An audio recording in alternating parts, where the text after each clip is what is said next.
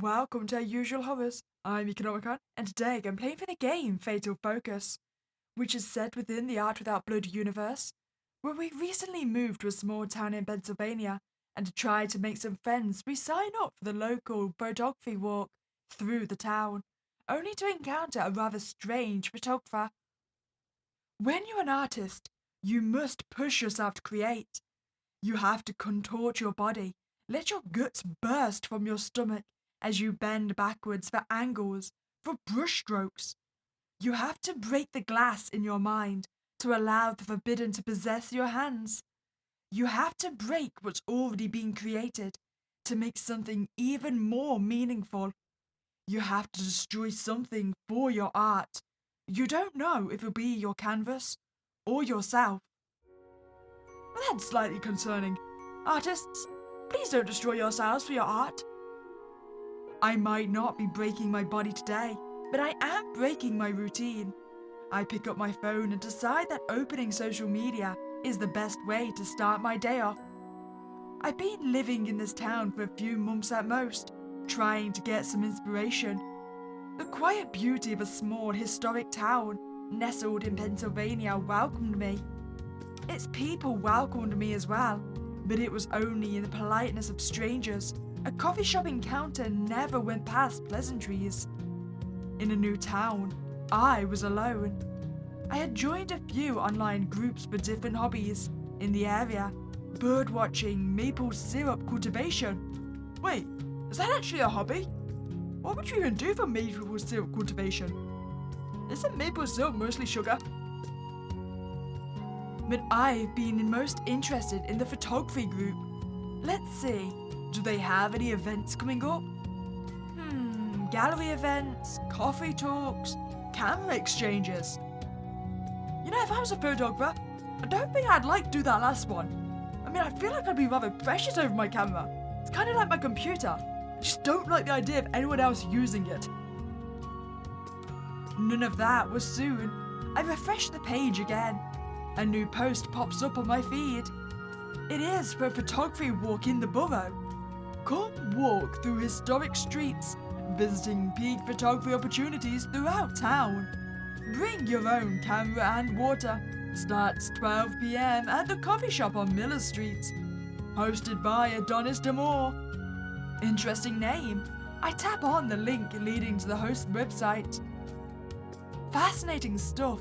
They seem to do a lot of portrait and fashion photography. Oh, I can see it. Okay, so that's the hand, right? And that's the person's back, I mean. I kind of feel like there's a skull there as well. Well, I certainly see a skull. It was like looking into the world of a high fantasy novel. Even flow of fabrics and hair, decoration with flora and foliage.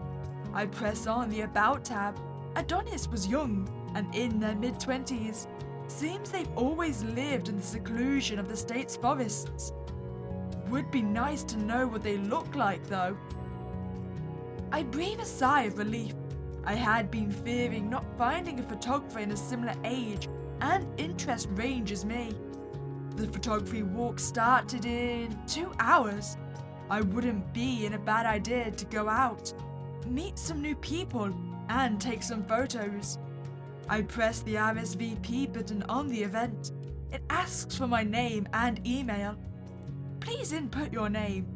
Sure, I'll be Frey today. I type out Frey for the name box and my email for the other. The RSVP has been confirmed. I place my phone back on my nightstand and sit up to stretch. I have a few hours before the walk. I place the needle on my record player and begin my morning routine. I open one of the windows and allow the crispy mist of fall to fill the room. There is a chill in the air, but it is one that may be cured by bundles of sweaters. Best season, when you need to bundle yourself in sweaters and blankets. I just can't handle the heat. No candle can capture the pure essence of a Pennsylvania autumn. I eat, get dressed, brush my teeth. I bundle up as necessary. It takes me longer than needed to decide what camera and camera case to bring.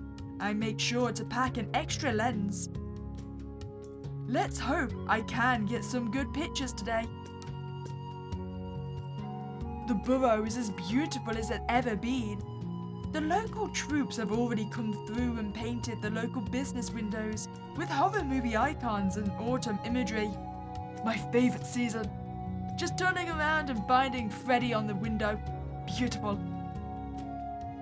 Every business has its doors open to allow the smell of fall in. The local flower store is selling their famous chocolate chip cookies once more. Where the flower store is? Ooh, they're trying to steal the business of the coffee shop. Miller Street is beautiful, albeit short. I reached the coffee shop in no time. Maybe I should get a coffee before I go. Oh, we should absolutely get a coffee. Coffee is the song sung by the siren that is an autumn midday. I see you speak my language. I step into the coffee shop. Scattered among the seats are various patrons. 4 people sit by a window, knitting a scarf in unison, laughing over cappuccinos. A couple sits near the back door, though they're more interested in their cups than themselves. There are a few sitting alone with their laptops out. I doubt they're getting any work done. The man working the counter has always been kind to me. He's offered directions and given me hints to secret spots around town, whether for food or for photos. It's hospitality I have never been used to. What do I order? Oh, all of those sound good. I mean, you can't go wrong with the black coffee. But an iced cappuccino was good. Ooh, oh, white chocolate mocha. It doesn't feel like the right season for an iced cappuccino. Ah, who am I kidding? It's always the right season for an iced cappuccino. It may be a little chilly, but I am craving something iced. I order an iced cappuccino. My eyes glance over the food options, pastries, sandwiches, and a bowl of fruit. Oh, a rather decayed piece of fruit. The fruit looks rotten. I swear I spot a fly crawling into a hole in a piece of cantaloupe.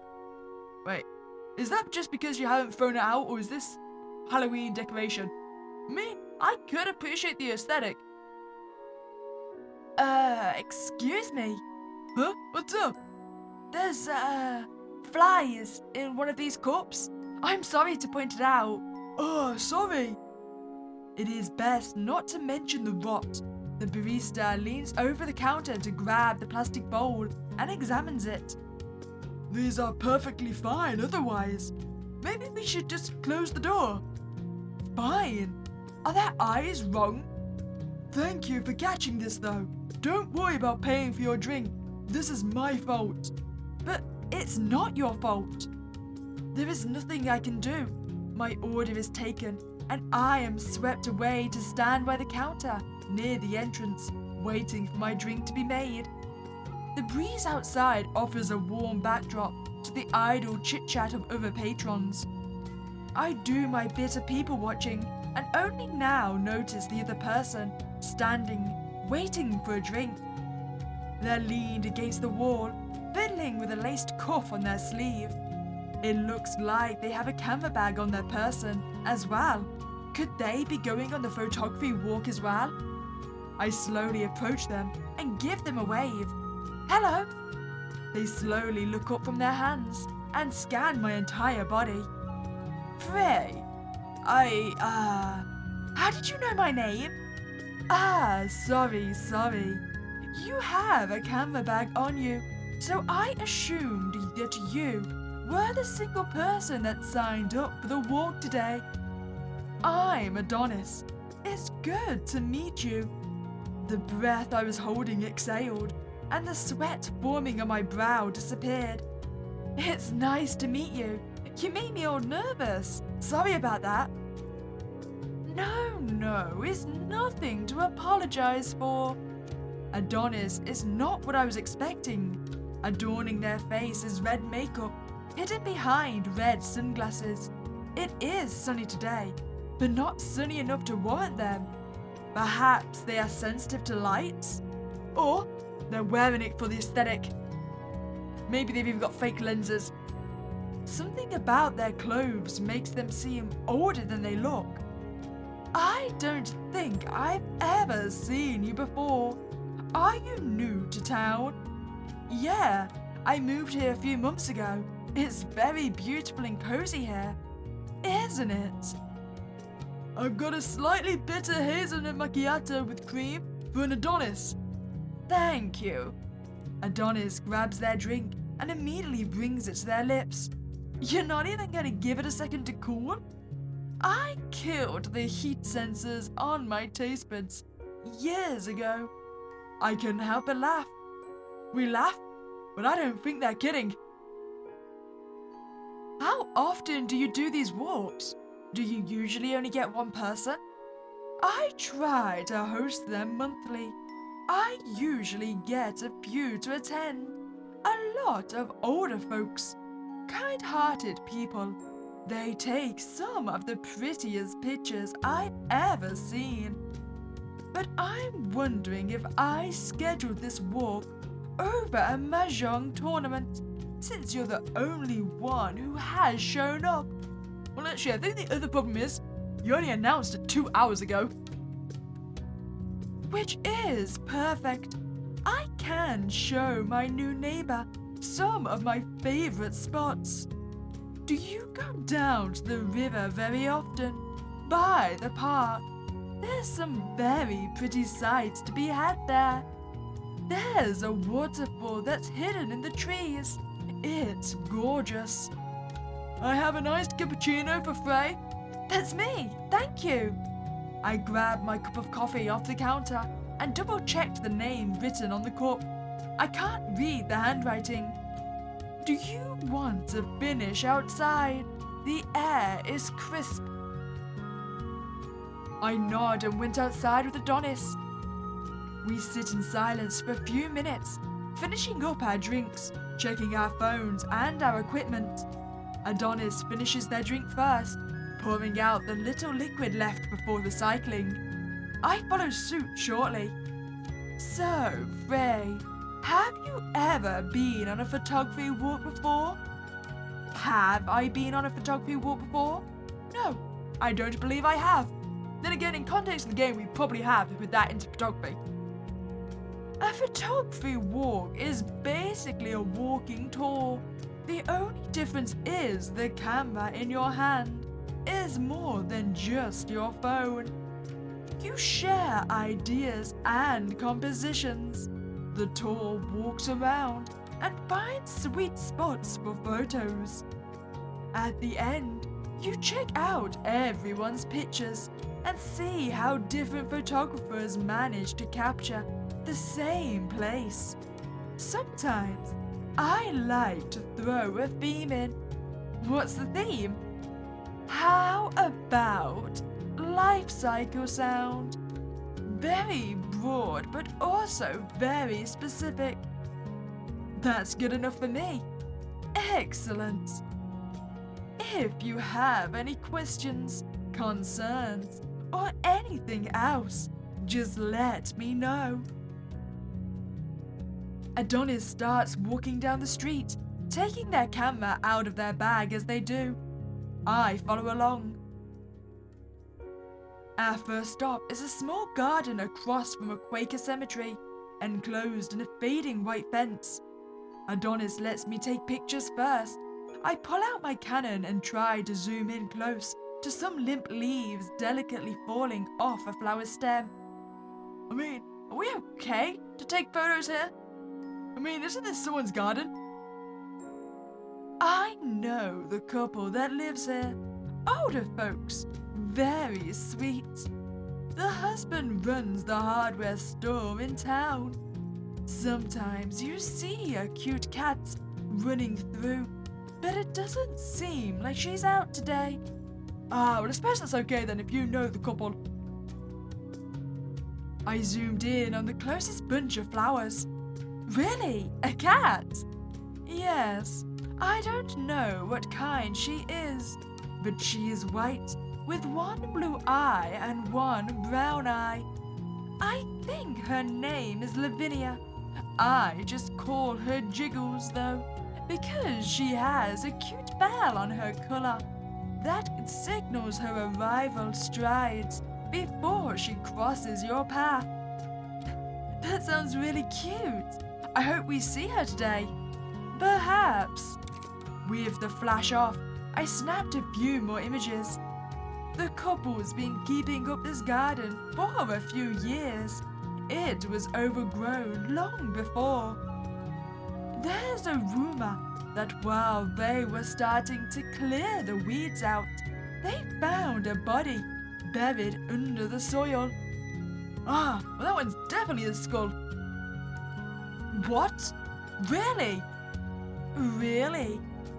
Did they ever find out whose body it was? No. There's a quieter rumor that what they found was a skeleton that was mixed with deer antlers and bare bones. You know, I was going to suggest that since they're so close to the cemetery that it was simply a misplaced body during a funeral. But I don't think funerals really include bare bones. I turned back to Adonis, who has their camera pointed towards me. They click a photo. Wait, did you just make that up to get a picture of my shocked face? Do you think there's anything to it? The bones? Are they asking if I believe the skeleton wasn't tampered with? I mean, are you asking me if I think it's a fake skeleton, as in like the bones aren't real? Or simply that the bear and the deers weren't actually a part of it? I mean, I think the skeleton was probably real. I think the old couple carried out a satanic ritual, which included bare bones and antlers. The skeleton was real. I believe in things I do not know. Maybe there are actual deer men who walk among us. Wait, I never said I thought the deer bones belonged to the man. I just said they committed satanic ritual. Adonis laughs. I agree with your first statement, but I don't think I believe in the second. How would a man with antlers wear a hat, huh? Would they have to cut holes in the fabric? Would it not be uncomfortable with the natural curves the antler, making it difficult to put on and take off? Honestly, I'd be more concerned how you get your shirt on and off, especially just constantly have to wear button-downs. I feel it would be an inconvenience as all. You know, those adjustable straps on baseball bat caps. They could use those. Perhaps. It sure would make it difficult to walk through doors. And going through them sideways probably feels awful. I just know it. Adonis lowers their camera and places it back in their bag. We should continue. You know now this garden exists. Wait, you didn't get any pictures of the flowers though. You only got me. Adonis continues walking and I follow along. We pass another cemetery with a decaying metal fence. How many cemeteries are in this town? Well, I suppose it makes sense. You fill up one, you need to create another. Walking along the perimeter is a black dog with its nose buried in fallen leaves. Oh, hi! I lean down to snap a few pictures of the dog, which doesn't seem to flinch at my camera's shutter. Oh, hello there! Adonis crouches and reaches out to the animal, but they don't not pet it. What are you doing out here? It's light outside. Their hand runs over the pavement before it descends into the dirt. Squirming among fresh dirt and soil are worms, which follow the creases of Adonis's hand. They hold their palm facing the sky and bring it towards the dog. Now, there's no one who will be stealing from the graves at this time of day. Did you just want to snap? Wait, do dogs eat worms? I don't know how I feel about this. Should I have known this? The dog, with its eyes clouded over like watered down milk, looks at Adonis as if it is thinking of a rebuttal.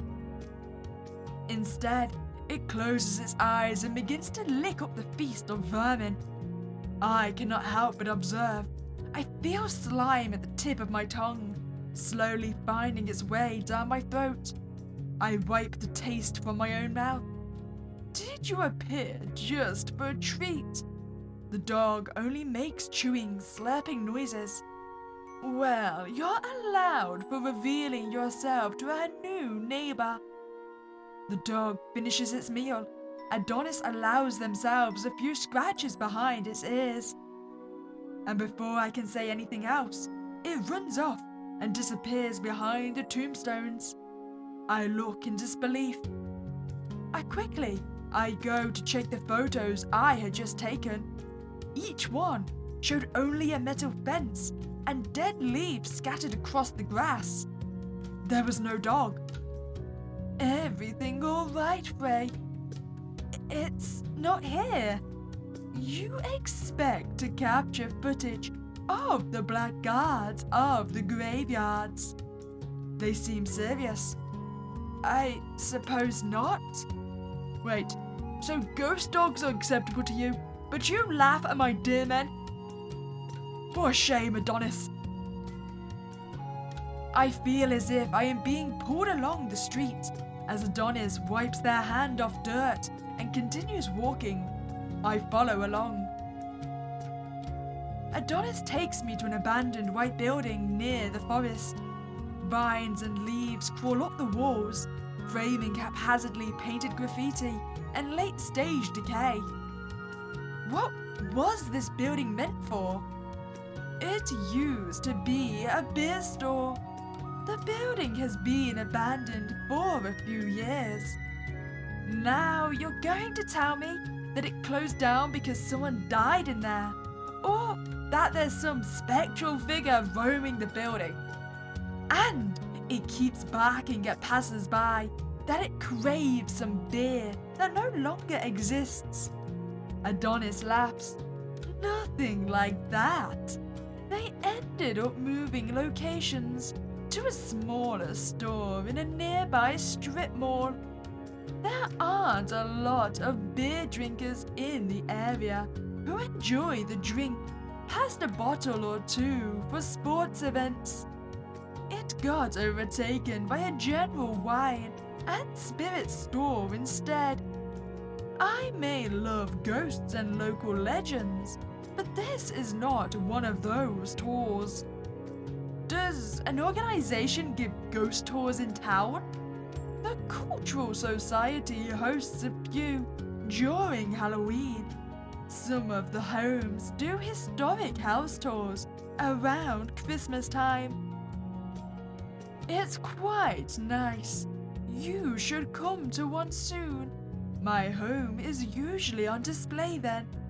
It was built in the early 19th century by a carriage maker.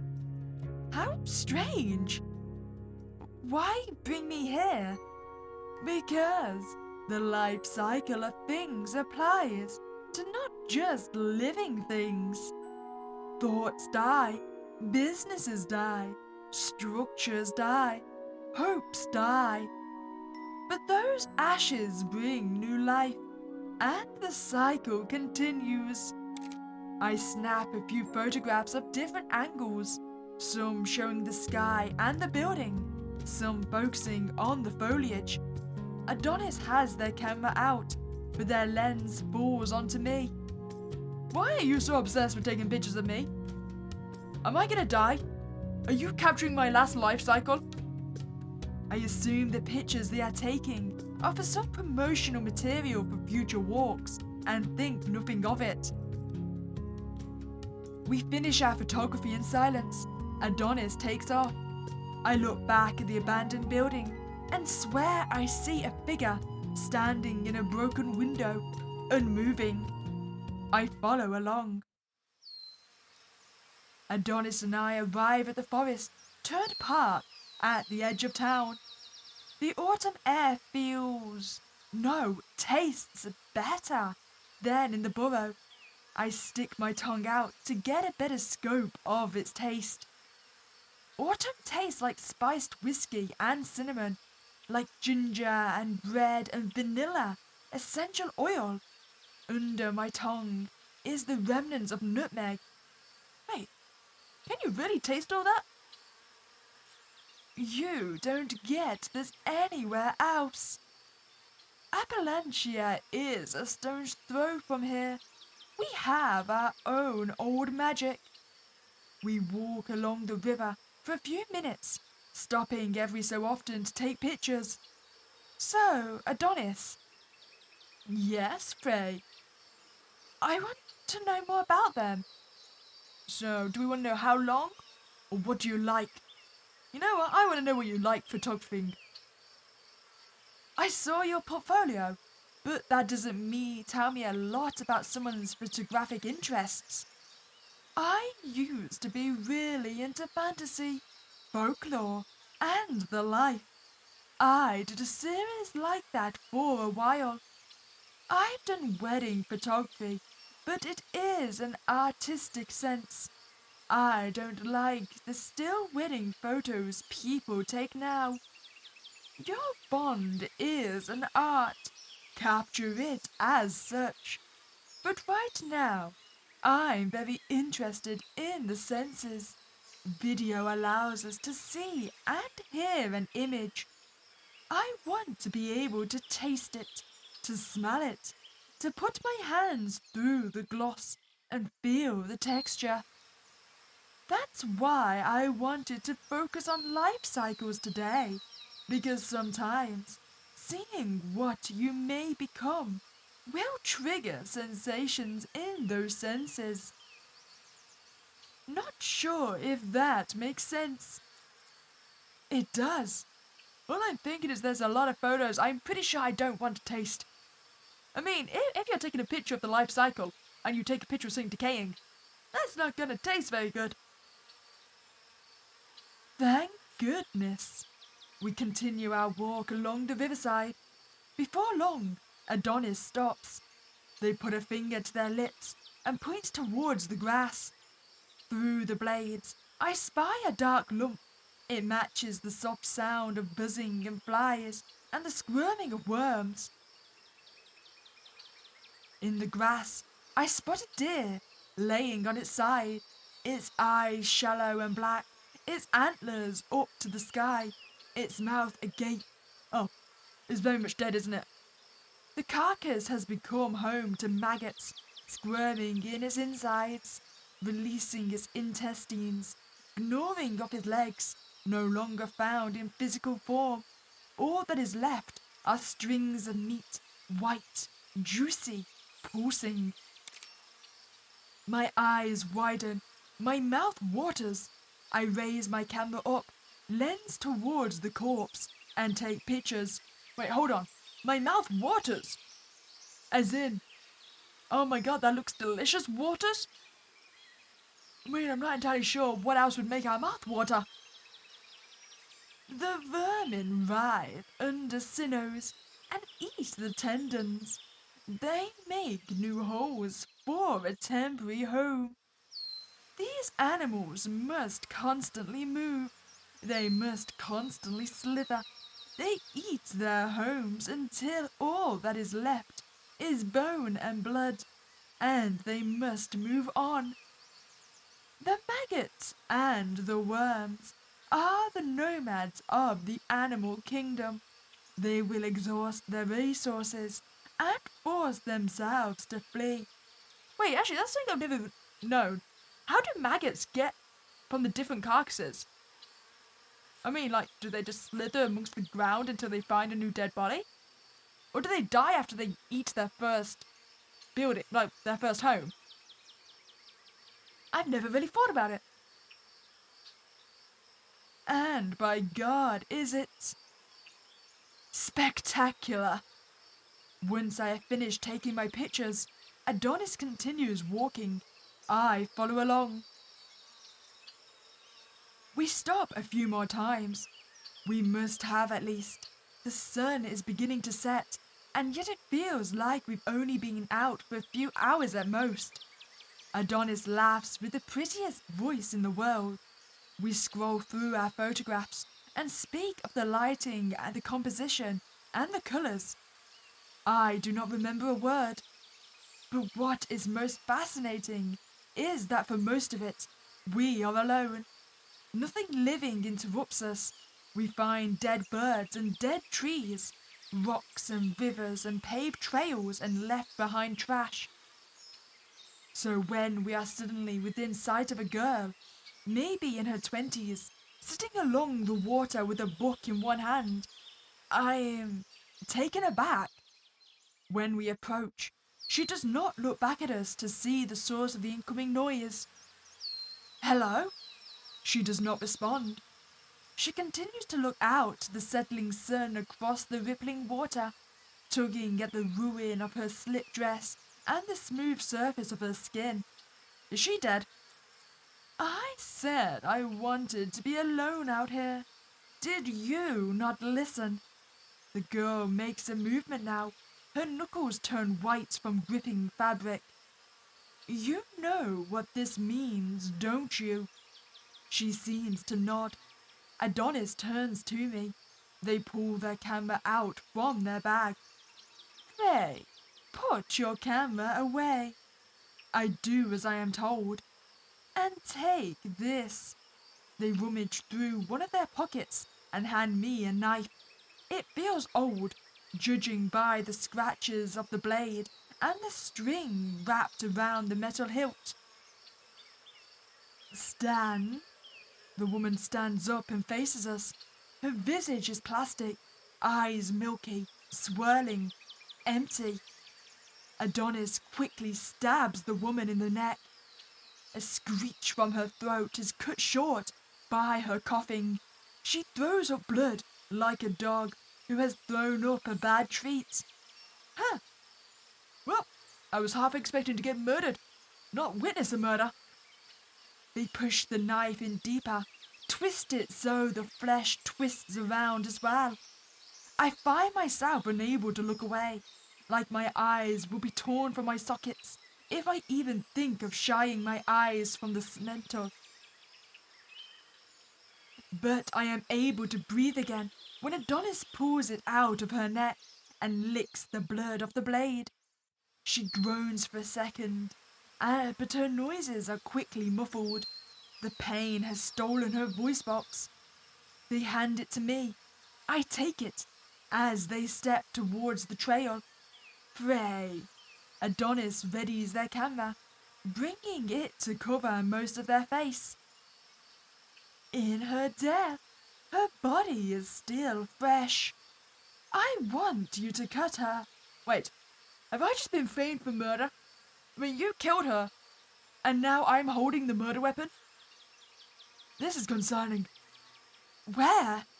My words move faster than my thoughts, but once they catch up, they are the same. My mouth becomes wet. My eyes feel warm, ignited. Start with her cheek.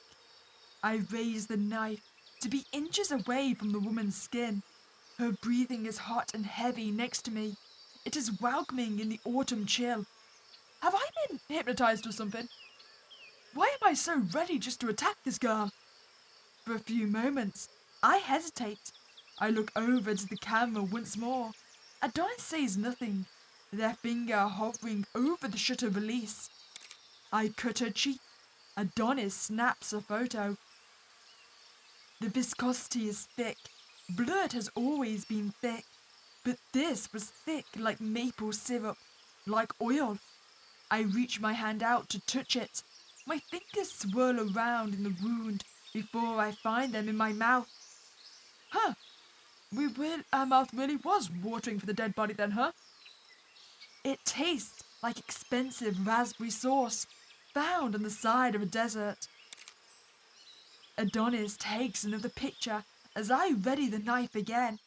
I find a good, soft, thin piece of skin in her neck and stab the knife into her. The blood squirts. The woman, no, her body, flinches as her organs in their cease function gag on her own fluids that drips onto her dress. I drag the knife down.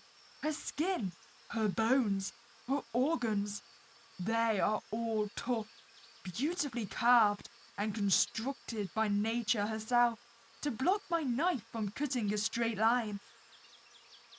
It takes effort.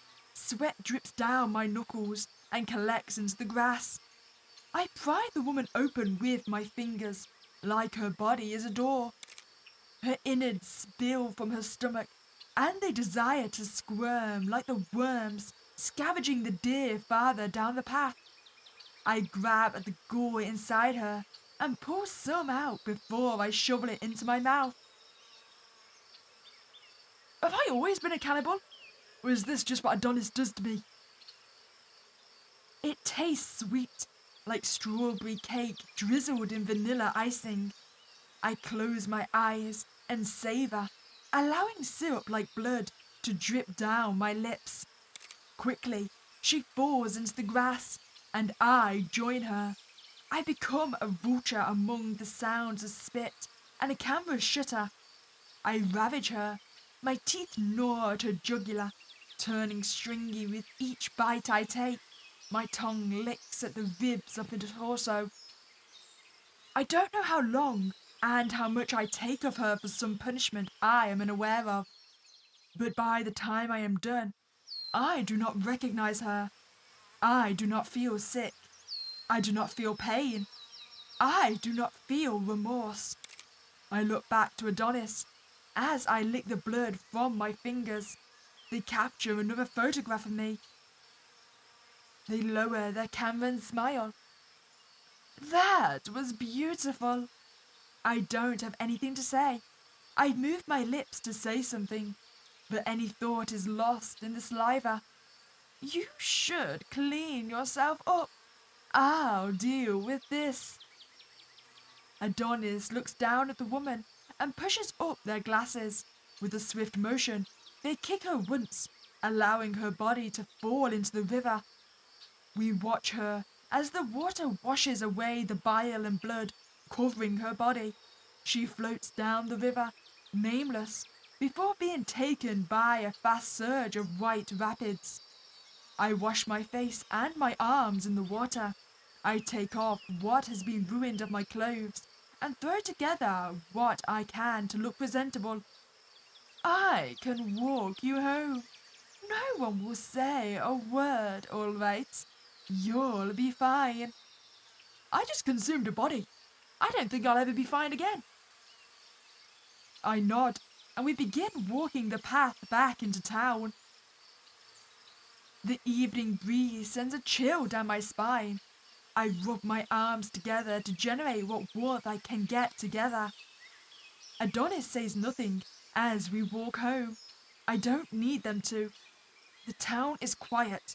Everything shuts its doors around 7 o'clock. There is not a soul on the sidewalks, nor in a vehicle on the roads. I feel satisfied with today's walk, and something in me wants to do it again. Well, I hope you enjoyed that playthrough of Fatal Focus. What do you think? Do you think we were hypnotized? Or have we always been a psychopathic cannibal? If you enjoyed that playthrough, I'd greatly appreciate if you could subscribe to this channel and like this video. But other than that, here's a spooky day and I'll catch you next time, guys.